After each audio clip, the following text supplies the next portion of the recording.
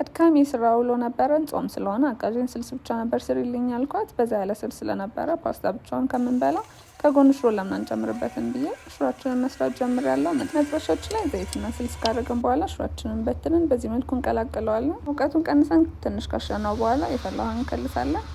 ከዛ ማማሰል የምትፈልጉት መጠን እስኪደርስ ድረስ ውሃ መጨመር ትችላላችሁ።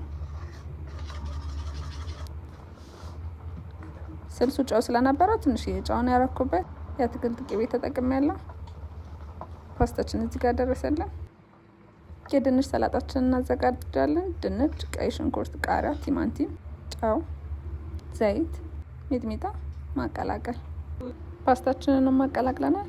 ሰላጣችን ላይ ሎሚ ረስቼ ነበር፣ እዚህ ጋር ተጠቅሜያለሁ። እዚያም በዚህ መልኩ እራታችንን እያቀራረብኩ ነበር።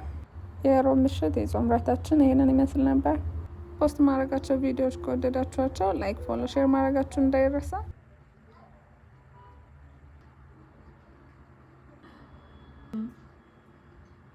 አንደኛ